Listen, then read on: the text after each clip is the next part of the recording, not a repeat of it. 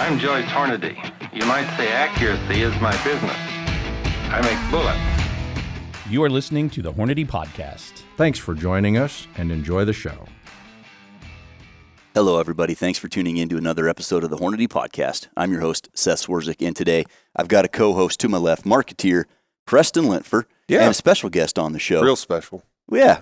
Well, in the right way. In the right way. Yeah, you know what I'm saying. Join us in welcoming Michael Waddell. Thank you. I just got off the mountain with Cameron Haynes. I've been toting rocks and running and stuff. So do I look buff? Mm-hmm. Yeah. Nobody else has said I look. I actually heard a stitch break on the shirt. Did you really? Yes. Well, he got the large shirt with the extra large sleeves. Yeah, I did. Actually, I'm trying to be humble. I'm covering up my pipes. Yeah, I appreciate that. Yeah, because I know it's a family show. Overweight guy, you know.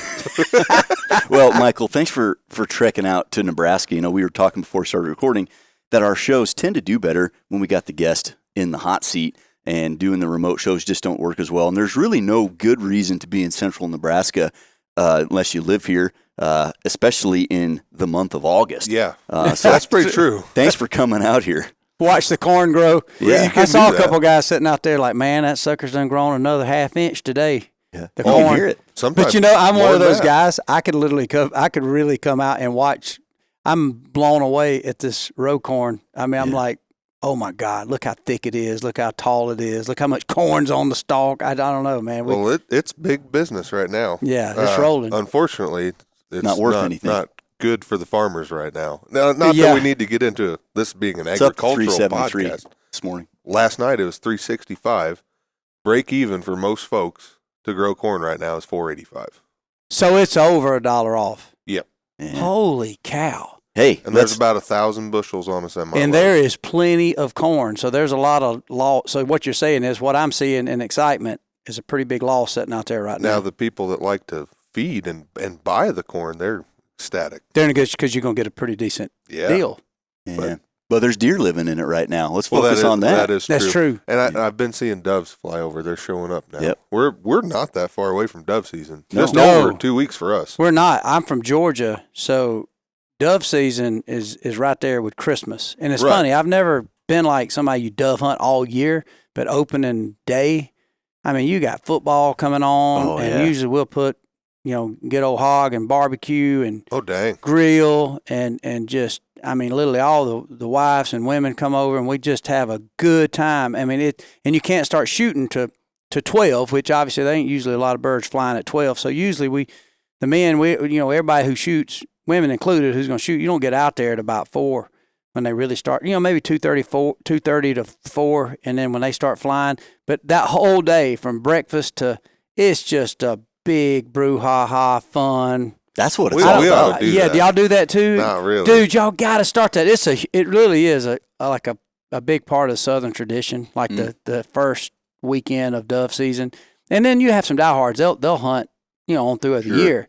But like us, we're big game hunters, so I'm thinking deer and getting out west, hunt elk. That's where me and you first met. Preston's out there in Utah. But anyway, dude, you should do that. So if you think about it, that weekend, pretty much across the country, is the first day of football, college football. Right. So we'll get up, and it's like a big tailgate, and whoever's got the field, everybody brings coolers. Even the wives come over, and they'll bring their wine, and everybody brings a covered dish. And, dude, you just eat, watch TV, and laugh. People typically that do this and they hunt the doves, do the doves give them a headache the next morning? Yeah, sometimes. Okay. Sometimes I think if you get to eating and drinking a lot, and then you shoot that many shotgun shells, and I think you waft in all them shotgun shell powder. Oh, that's along with killing all them doves, you have a tremendous headache the next day. I didn't know maybe, but none better had on the jalapeno popper. Well, sure. Yeah, sure. Yeah. So that's the way to eat it, in my opinion. So, Michael, for the listeners that aren't familiar with, I think everybody's that's listening is familiar with who you are now. But it sounds like talking to you, getting to know you, this has been you since forever.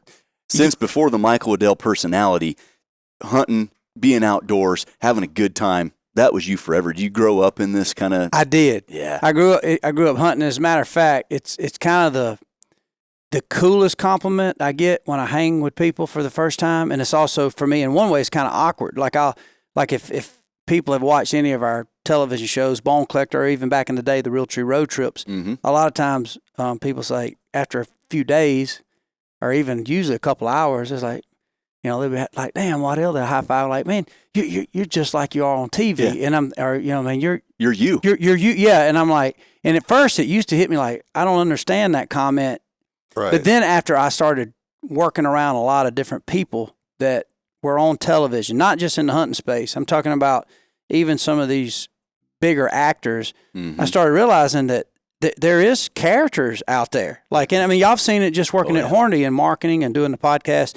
You'll have this particular guy and this personality is this, but then you meet them in person and they're a lot more subdued, or maybe they're more energetic, maybe they're more fun or funny off camera. So for me, it took me a while to kind of that to come in. But yeah, Seth, to answer your question, I think I've always just been somebody who's loved life and just been half goofy at times and made a lot of stupid mistakes. But the hunting, the fishing, being around people and having a good time is always been who I naturally am. I talk too much. I'm joking all the time, and I don't know. It's like it's good traits to have. I'm a 50-year-old, 12-year-old, and so if you don't believe me, just call my wife. She'll tell you. Just, we're all man children, you know. Yeah. So. Well, as it turns out, I think I've been having this conversation very similar with my wife and others.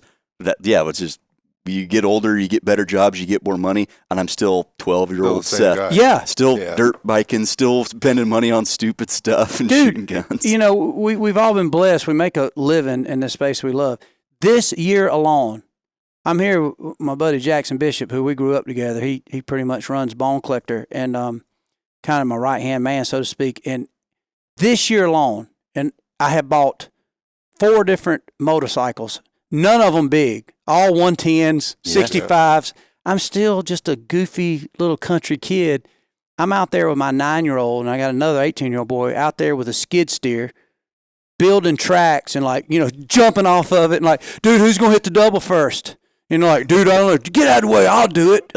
And I'm like, and if y'all were there right now, if we were at our house, I promise you we couldn't wait to finish the podcast because we'd be jumping on these motorcycles and all. It's uncanny, the similarities. My kids just spent the day at Seth's house. Seth's got a few dirt bikes. He can tell you all about them. I don't really know. Nothing crazy. All of a sudden, my kids, as soon as I get there, as soon as Seth gets there, because that's when they ride the motorcycles, is when Seth is there. Can we ride the motorcycles? That's what they want to do. All of a sudden, I'm riding a motorcycle. All of a sudden, he's talking about getting a skid steer over there and getting little loopty-loopties, and you know, I don't know what they're called. So for the listener, the viewer probably gets the reference here, but for the listener, Preston's between 6'4" and 6'4.5" and about 3 bills. And he's on my little 125. That's true. Tearing through, and his son's on a little 60cc 4-stroke, and they're zipping around the property. You look like Popeye and Brutus out there racing, don't you? It is a good time. There's no size of motorcycle I can't lay on its side. I can tell you that. You can do big ones or little ones. Yep. I love unbiased. it, though. Being a kid, I think that's a major mistake adult men make is I think it leads to crazy depression when you finally feel like, well, I mean, it's biblical to say, you know, I once was a child, now I'm a man. I'm not doing good with the scripture, but absolutely, you put down childish things and you become a man. But there's a part of that to where part of being a man, you need to remember just the youthful energy. Yeah. Because it overall, I just think I don't know, it leads to smiles and joy, and you don't take yourself too seriously. Like I said, you're out there, 1 minute you're in a pretty strategic meeting here at Hornady and really looking over things and budgets and how to move forward in a competitive place. 2 hours later, you're out there, you know, just had a bush light and crashing a pit bike that you probably shouldn't have been on. I just think there's a cool balance with that. You got to live. Not that you get so crazy you go out there and hurt yourself. You got to be Travis Pastrana, but I'm constantly looking for the next fun adventure, and I think that's it. I always tell people about the hunting shows. You know, you'll get all the different social media comments, whether we're taking a 308 and a box American whitetail and going cracking a deer, and then you get somebody's like, "Well, Waddell, I thought you bow hunt, dude. You rifle hunting now, or dude, you had a crossbow on your show," and And overall, what I get to thinking about is like, bro, I ain't trying to out hunt nobody, Yeah, I'm but I'm trying hunt. to out fun everybody. Right. You know, a lot of this industry is all flexed up and bowed up. Yep. And like, you know, dude, you know, well, I've killed so-and-so, public ground, DIY, dude. You know, I made my own bullet. You know, like, well, good for you. Yeah. You know, I didn't nap out my broadhead. I got one from G5 and it worked good. You know, I got an arrow made out of carbon and a bow that pulls 76 pounds and it's pretty cool. But I am He's trying glad. to outdo me, though. Mine's on 72. Is Oh, it? my Yeah. goodness.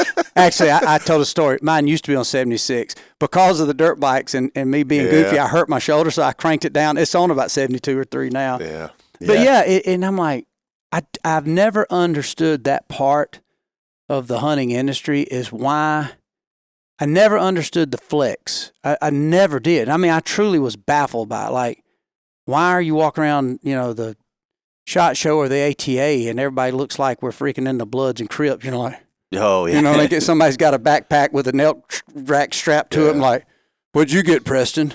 I'm like, oh, I got it, you know. Yeah, we're at got a an animal- hotel I I conference shot a room. little forky down on some Yeah, private it's land. just It like was it's such a Yeah. big flex. And I'm thinking, dude, we did get some stuff, but are we going to talk about the fun we had and the goofy Right. things we did and the conversations and hunting with some of these different personalities, hunting with our buddies, seeing our friend possibly miss, cutting his shirt tail off, or maybe I don't know. I think the hunting industry can do a very bad disservice to the culture by not, it's almost like we as men, maybe it's because we feel like if we're having too much fun. Hyper-competitive. Yeah, maybe we're having too much fun. Like, I better gear it down and being goofy. Yeah.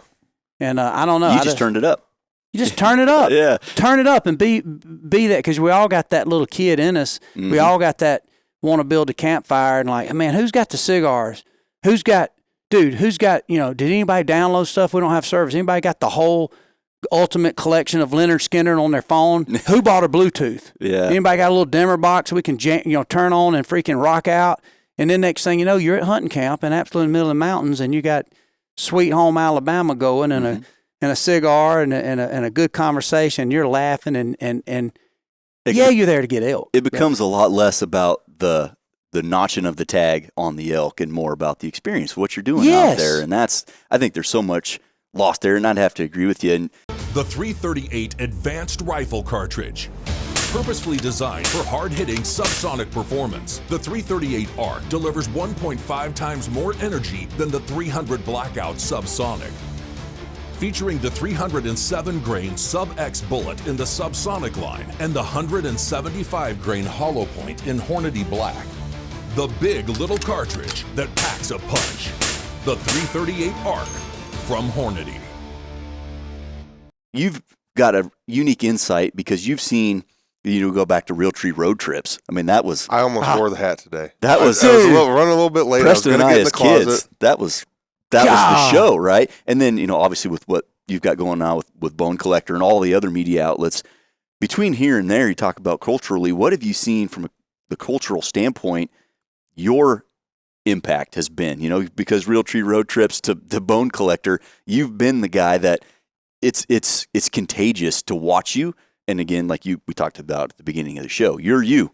Whether you're on the TV show or sitting here in the hotel this morning. Well, yeah, and hunting shows used to have, I don't want to put words in your mouth, but they were kind of, I'm going to sit here because of this, and I'm going to shoot this bow with this arrow because of this, and look at this deer. Yeah, and grip and grin. Yeah. But You've really seen the shift. Thank you. From like those traditional, 90s kind of style TV shows to what's out there now. And your show's been, whatever show you've been on has really been not countercultural by any means, but have you, what kind of shifts have you seen culturally, and what have you tried to do to influence that culture? I think it gets to be a lot about what I was just saying. It's just like kind of telling everybody, even my mentors that were way before me, writers to even now that are doing television and podcasts. I think overall, a word that comes to mind is just kind of lighten up and don't be afraid to laugh at yourself. And then second of all, getting back to Seth, you and Preston, flattering, when we first met, Preston, European, we was all up in Utah, and I said, and it's like, man, he European, one of my elk. He's like, dude, I can do that. And I was like, bro, you flying home, you can take it home. Or he drove, I forget what the whole story. And so anyway, long story short, we met up and I got my rack and you know, I'd known, you know, Preston, you know, a couple hours and we're buddies and we're chatting and conversing. And so overall but then when I'm just having that and it's just another grown man who's a hunter. And then all of a sudden he stops and says, hey dude, I didn't miss an episode of Real Tree Road Trips. It was my favorite hunting show. It's almost like it takes me back, and it's flattering because I almost forget about that. It's never top of mind that I'm sitting here thinking, I wonder if these guys ever saw Road Trips. And then when I hear that from you guys, I would say flattering, and it brings more humility to me because it makes me realize that one is, you know, I remember thinking early on, like, man, I just want to go have fun and hunt. I can't believe I'm going to get to hunt these places. But I also, in the back of my mind, knew that, man, anything that you sit down and watch has to have some form of entertainment. And I remember thinking hunting is pretty entertaining, but it's also can be boring because, I mean, literally we go, 5 to 7 days to get an opportunity to get an elk. So there is many hours and many miles of walking and conversing. So if you think about it, if you didn't have your friends and the campfires and those jokes and those fun times and you know, and so I remember early, like in having production meetings, like, guys, we need to capture everything, you know, and I knew that I was a bullshitter, you know, because I enjoy that. I enjoy laughing and telling jokes and pushing people and kind of antagonizing people enough to get who they really are, who they want to talk, what they really want to talk about. And so that's always been in my nature. So long story short, I think culturally, I don't know exactly maybe what impact I had, but if somebody said, well, what did you hope to impact? I hope that I maybe took it a little bit down notch on the seriousness that nobody cares, you know, you know, I've learned that nobody cares if you really kill a big high scoring animal unless those people are close to you, really love you and know your goals. To me, killing a big animal is no different than when you finally call your best friend and say, you ain't gonna believe it, I'm making $100,000 a year. Well, you got a slim chance of pissing off your buddy. You think he's gonna be happy for you. But if he really loves you and he knows that your goal in life was to always get a good job and to make north of $100,000 a year, well, he's gonna be like, dude, Preston, you worked your butt off. You went to school, you did that. And I just use 100,000 as a goalpost. But deer's the same way. Like if we grew up together and we've never, like I mentioned Jackson and I, when we got into bow hunting, we bought Martin Pro Eliminator bows. And our whole goal in life first was to kill a deer. Right. Not a buck. I'm talking about a deer. A deer. A fawn. Yeah, I mean, maybe with the spots, you could have a better place to hold on them. Sure. We wanted to take an arrow and see if we couldn't shoot it through an animal and bring it home and possibly, you know, meet the hottest girl in our high school, and maybe we had archery skills, as Napoleon Dynamite said. That was our goal. Well, we get a deer. The next was, man, it'd be cool to get a buck. Wouldn't it be cool to get a buck? You get a buck. And then all of a sudden, quickly, our number one goal in our life was to kill a Pope and Young animal, which is a 125-inch scoring deer. And so that become our goal. But then when you realize you start checking off that stuff, the only thing that mattered was if he did it or I did it, and then my dad was right in there with us, that the only people that really cared the most was us because we knew each other's goal. You know, so outside of that, like, you know, I think people come in there, if you walk in with your 125-inch deer, and you're like, ta-da, I got 125. Like, it's like, are you supposed to get a free steak today? Or some girl supposed to just all of a sudden fall in love with you? And so I realized the only people that care is the group of people that we have these goalposts together. And now when you achieve it, there lies the text. If I know you're going on your first moose hunt, like, dude, Waddell, what's it like? Yukon, I want to go. It's like, man, like that's my dreams to kill a big Yukon moose.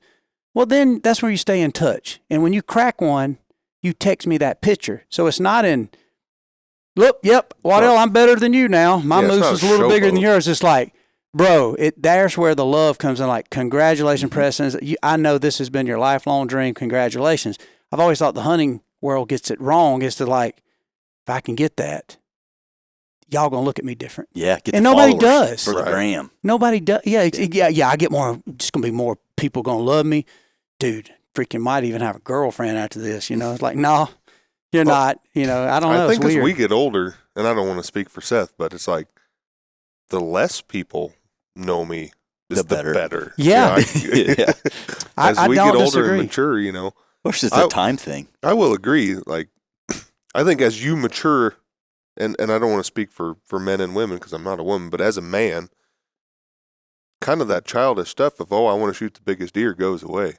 I kind of think so. Deer camp for me, I look forward to seeing buddies that I haven't seen all year, don't get to spend a lot of time with, you know, a few days with every year, and then eating ribs out of an old lick tub.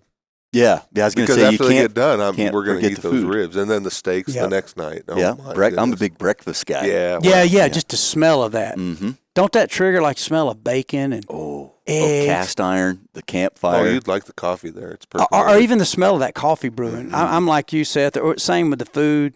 Same with knowing certain people going to be in camp. Like, oh my God, you know, this guy's going to do this. Going to be so fun. Mm-hmm. I know, and you already know, like, you know, Joe has never been around Paul. I got to get Paul to tell that story. Mm-hmm. You know, and then you like, man, tell that time you was telling me about.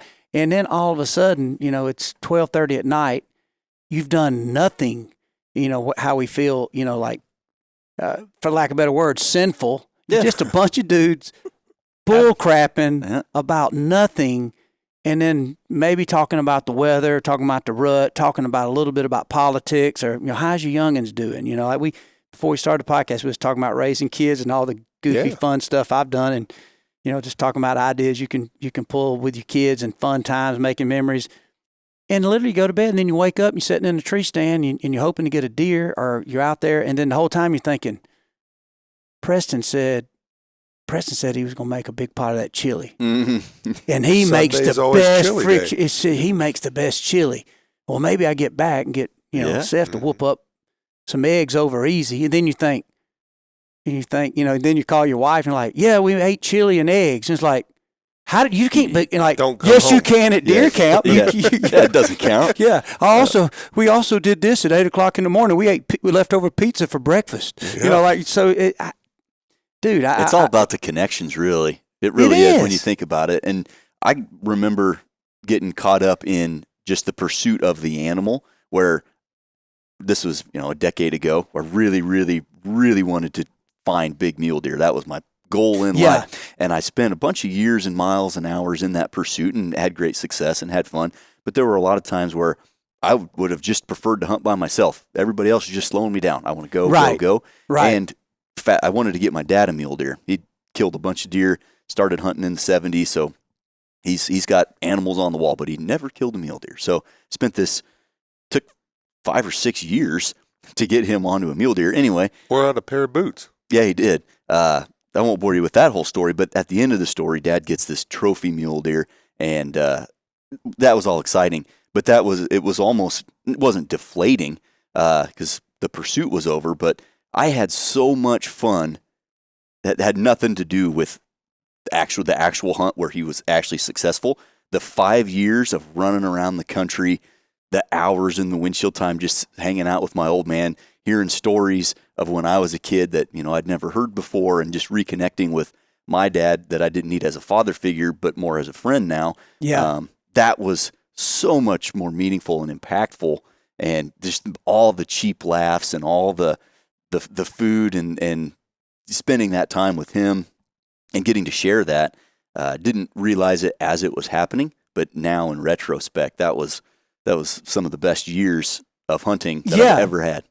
I think you nailed it. I think that's what, you know, Preston mentioned, that's that maturity that comes with it, you know, and that's where the selfish kid in us, which I've started this talking about the kid in us. You got to celebrate that, but then the maturity level is, you're right, that, because there's a friend of mine, actually Jimmy John, and I talking to Neil about that this morning. Neil Davies here at Hornady, and he's kind of he's obviously done well financially, so he's got fun things to places to go and planes he can pick you up on when he's there, boats you can ride on. That's like, wow, this is crazy.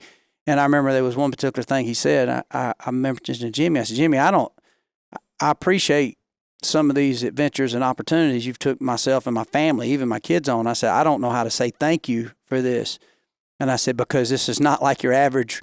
My buddies can buy my dinner at Shoney's, and then I can get them back at Waffle House. Like, yeah, you bought, remember? Like, oh yeah, that's right. Or yeah, you got this beer, I'll get the next one. And but I can't like just okay, I'll rent the next yacht. It's like that. And Jimmy said something I thought was pretty crazy. He said, Michael, anybody that eats chocolate cake alone is an asshole. He said, I don't like to eat chocolate cake alone.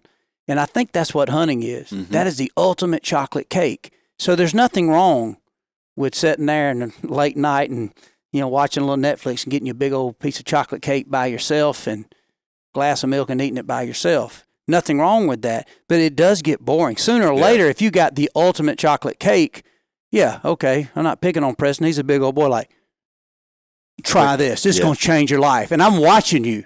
And you're like, dude, you're not lying, Waddy. This is freaking the best chocolate cake. And then all of a sudden, Seth, get you a piece.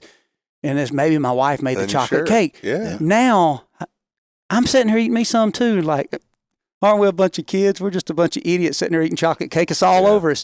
And so I think hunting is that. I think that's the maturity. You want to share that, and you want to see that same glow, same excitement. And but it's hard to do it because I think deep down, I'm still pretty selfish. A gobbling turkey, I'm thinking, wait a minute. I know this was a Hornady sweepstakes hunt, and I'm supposed to take this guy, but like... Maybe there's two goblin turkeys. Well, you think you won this hunt. I'm out here. I'm going to kill this turkey. It's like you got that still part of that little selfish kid. So, but I don't know. It's all cool to unravel. The Hornady Rapid Safe Keypad Vault offers quick, dependable access to your firearm while providing security from unauthorized users. The Rapid Safe Keypad Vault is constructed of a heavy-duty 14-gauge steel housing and thick steel lid for tamper-proof security. The included RFID watch band tag and RFID decal can be selectively programmed to open this safe and any other Rapid Safe you own. The Rapid Safe Keypad Vault from Hornady Security. To go with the chocolate cake reference, you want to share the chocolate cake, which was admirable. You've probably been in a unique position to get people who've never had chocolate cake into trying chocolate cake. Yeah. I'm guessing over the years, is there any that stand out that you got someone into hunting or introduced them to hunting that stands out for you?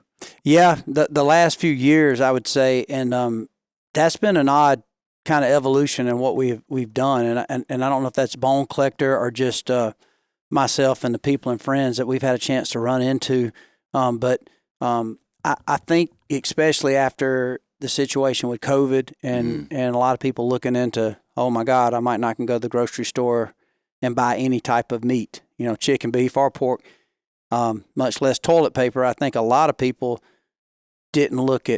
they started looking at outdoors and hunting or being just a simple country boy or girl different, and where it become a little bit cool because they saw most of us in these rural areas, Nebraska being one of them. Got a freezer full. Yeah. Like, oh, we don't have to go to the office. We don't go to Starbucks. Well, we don't go there a lot anyway. Right. We're fine brewing our coffee there in the Folgers in a little old beat up bun and gas stations and in our home, and we're fine looking off our porch and returning emails. And so what happened was, and then none of us country folks lost weight. We probably gained weight because we ate a little bit more cornbread and ate a little bit more squirrel and gravy possibly, and we had plenty of resources. We went through the situation with toilet paper like everybody else. But at the end of the day, I've had a lot more of these, I don't know if you label them as A caliber, like personalities or well-known people, but I've had them somehow find me out and want to figure out, like, hey, man, can you teach me?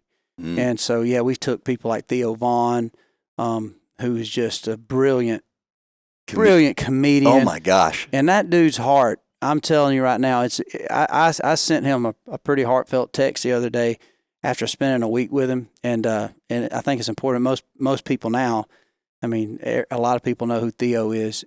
When I tell you his heart is gold, man, this dude's heart is so big and it hit me. I said, Theo, you're a funny guy, and you say some goofy, funny stuff. Yes, he does. But I think why people love you is they're somehow through that they see your heart and soul, and you're just a good dude. Like there was a one particular young lady who was in a wheelchair, and it's another great friend of mine's daughter that was in this wheelchair, and Theo was just constantly, everybody's pulling on him. He's Theo, and but he was just constantly there hugging on her and spending time. Any young kid walk by, he would sit down and talk to them, chill. Every single, wife and mother, he not only would shake their hand, but he would sit down and talk to them. Where are you from and stuff. And I don't know.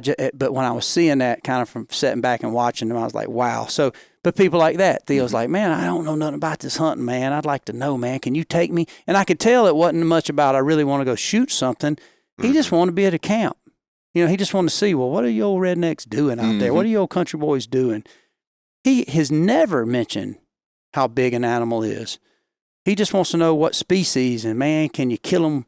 He asked me, man, can you strangle them? Can you shoot them? I mean, can I get them with a knife? Or, I don't know, man. That'd be psycho, And I'm like, no, you can't do any of that. I mean, you can try, but you're not going to succeed. Sounds like he needs to go pig hunting. Yeah, he does. He actually kept talking about the pigs. He wanted to go pig hunting, but yeah, people like Theo, Caleb Presley, who they both are good buddies with Barstool Sports.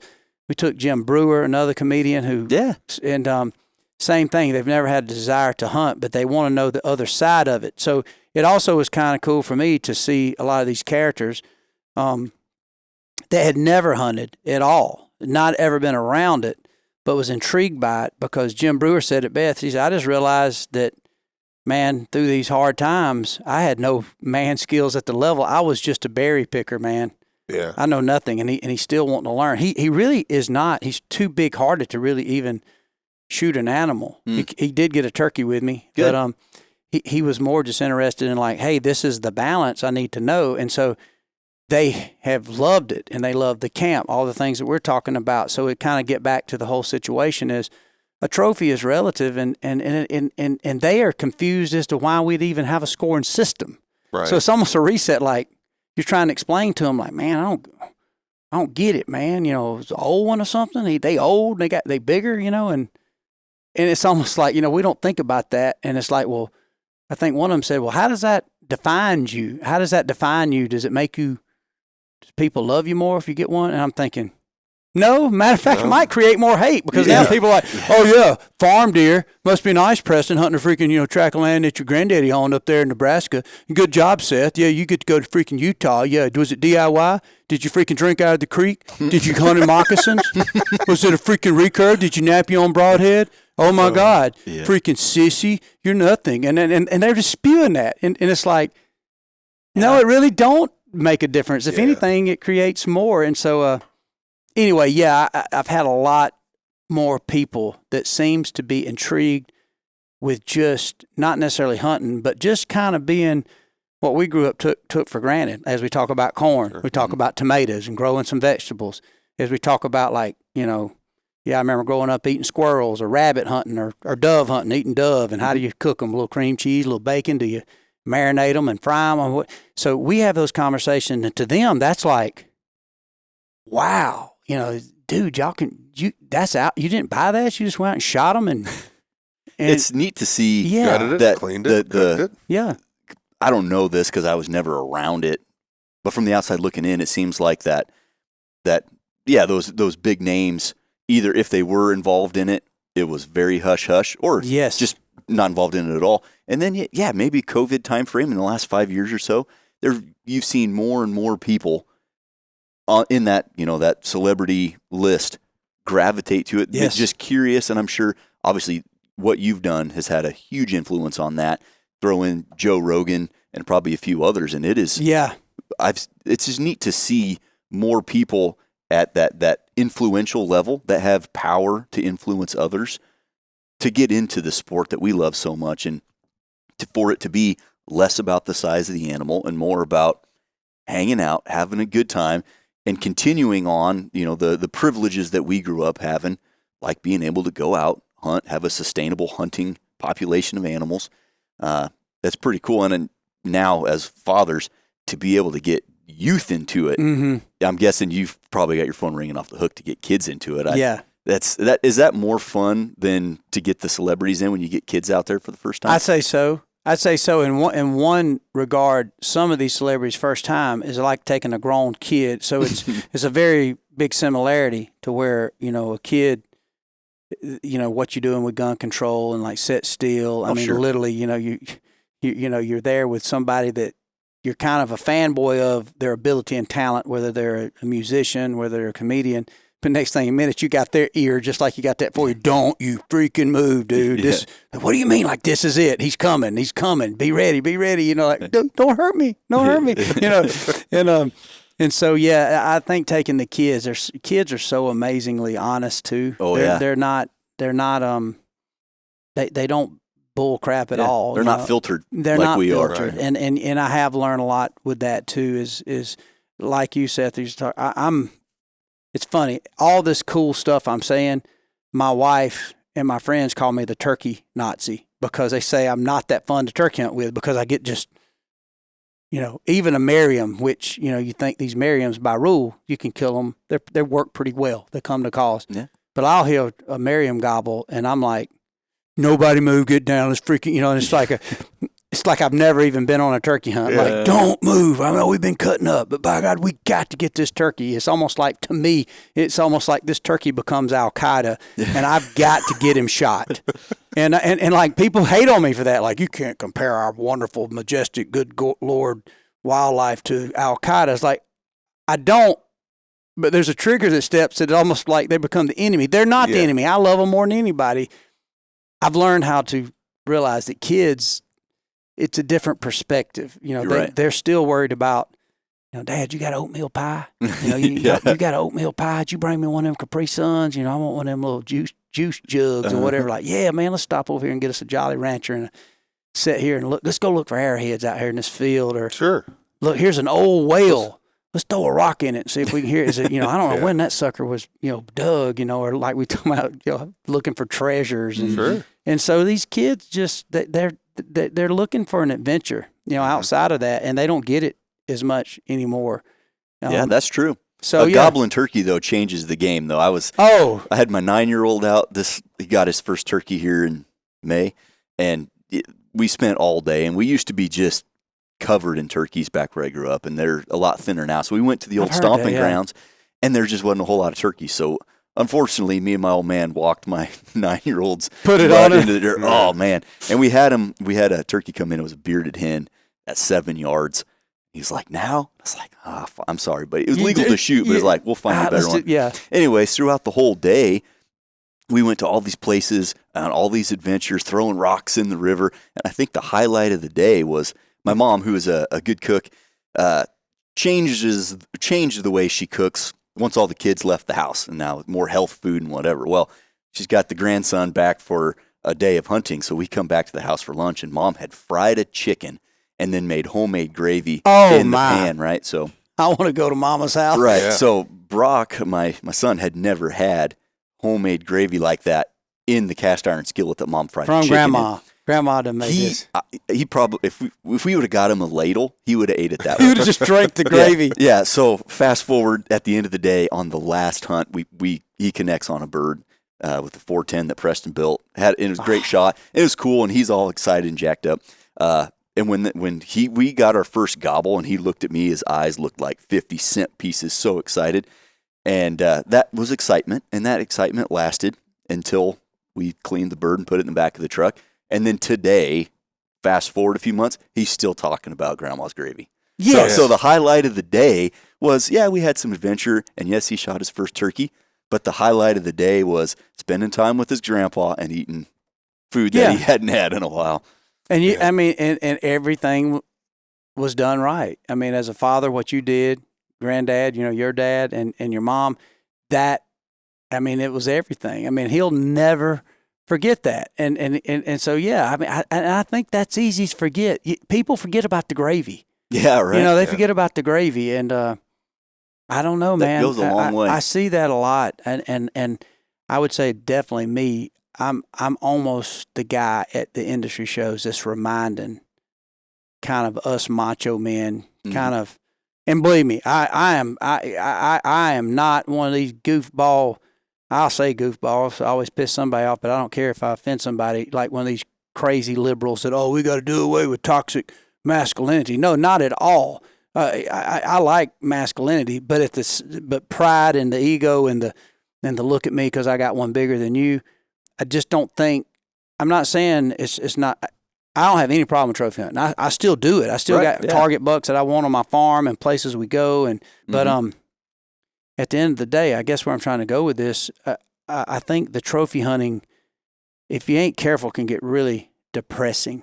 It could. If you don't have the gravy and you don't have those chances with your dad and your kid and mom making the gravy, in that case, grandma to your boy, and I think it gets like you start thinking like, what am I doing? What am I doing? This is it's just nobody cares. My wife ain't gonna slide into some lingerie for me because she's so impressed I got it. I mean, she's just, if anything, she's like annoyed. Do we got to hang him right there? It's probably put on more clothes, to be honest with you. Yeah, exactly. Then you got to turn her and it's like, you don't realize that's a 190-inch mule deer. Yeah. She's like, And then you just sound pompous. Yeah. I had literally had my wife the other day in our house ask me, she said, this is going to excite you, but I want to put some more, I love the elk.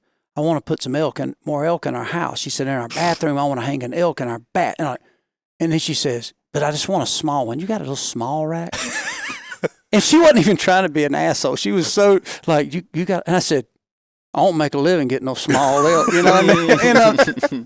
But she was dead serious, almost like a Restoration Hardware or something. She'd saw like a little ceramic elk rack. And she was looking through all my elk racks trying, nope, these are all too big. Ain't going to look good in there. I'm like, it was like, just hang this freaking 370 in there. I don't care. That'd be too big. That'd be just too big in there. And I'm thinking, yep, not impressed. She would have, if I'd had a little small dink spike, she'd be like, oh my God, thank you. Yeah, perfect. Thank you. You had a little towel hanger? That's Preston's. He let me take it home. That's Preston's elk, It is. I never shot anything that small. Yeah, that's me. Only my friend Preston shot one that small. I just took it home for him. He didn't bring it home because he didn't want his friends to see it.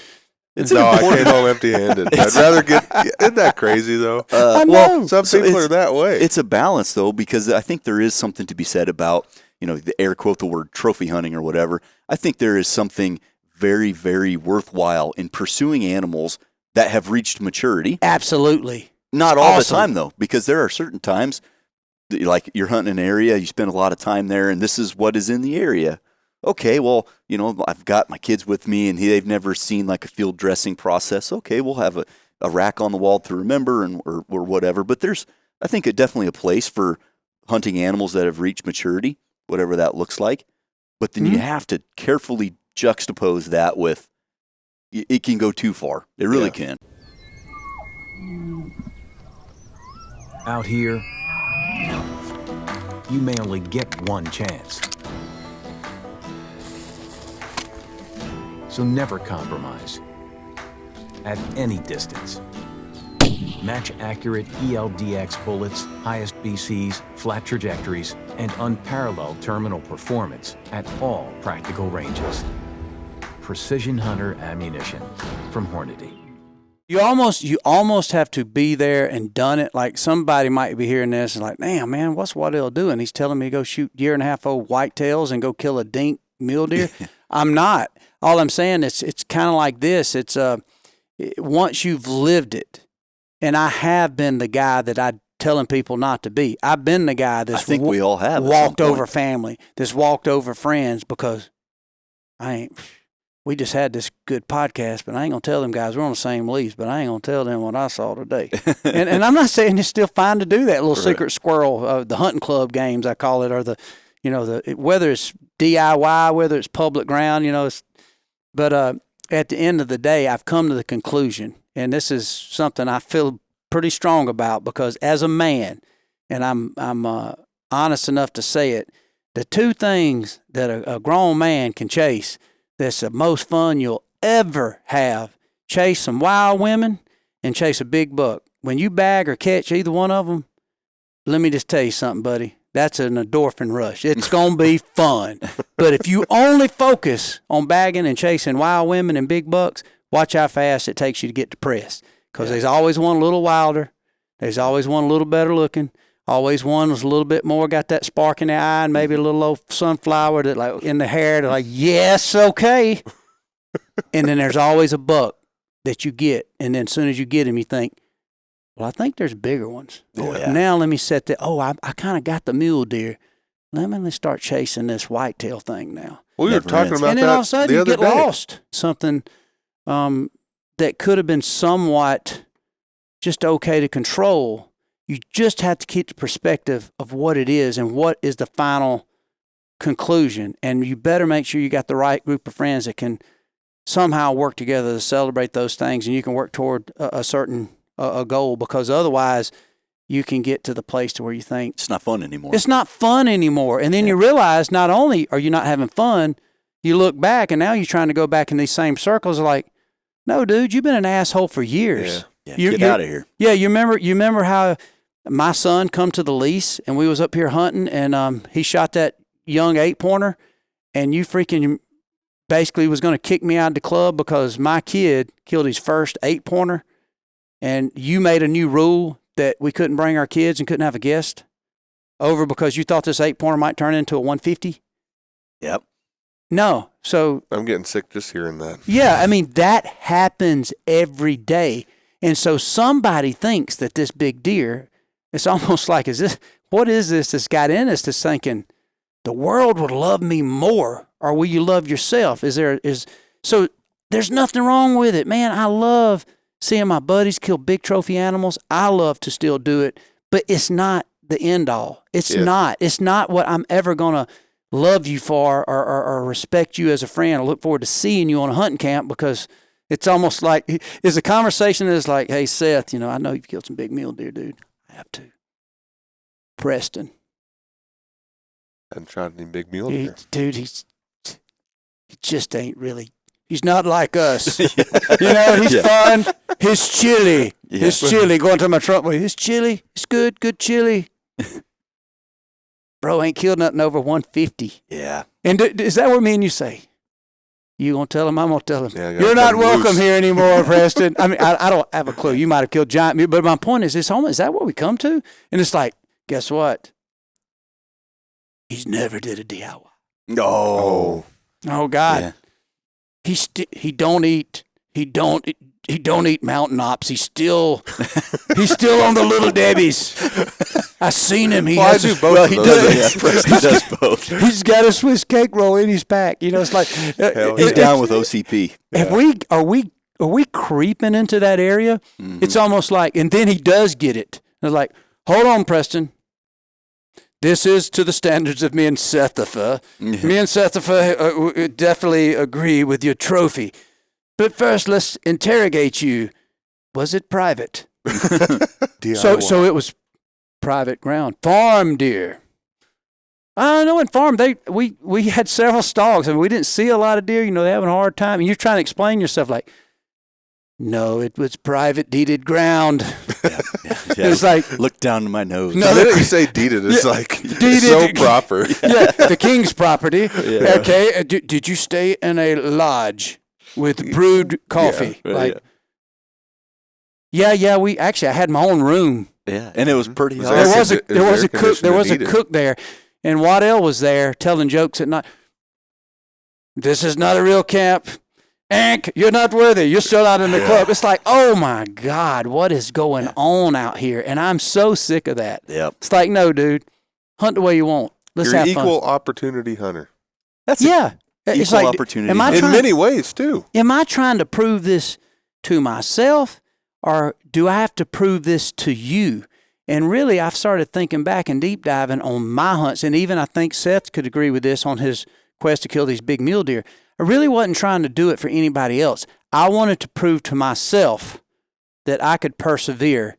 And what would it be like when I finally get up on this, say, a 200-inch mule deer, and I'm at full draw, and he's 53 yards, standing in a little cedar, and he's just standing. I mean, that's pretty romantic right there. But in my mind, what can I do? I'm not trying to do it so any of y'all will be impressed with me.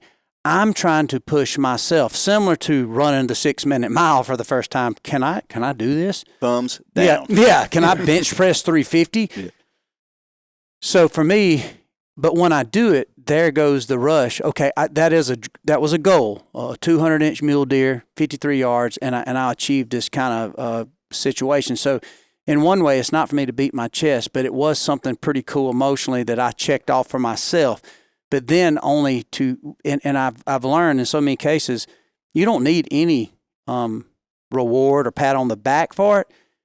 But it seems like a lot of times, social media especially, people already want to somehow condemn you when they can't just accept what it is you are trying to achieve. And I don't know what's wrong with just a thumbs up or nicely done or good job or congratulations. Right. Don't know you, but that is a beautiful deer.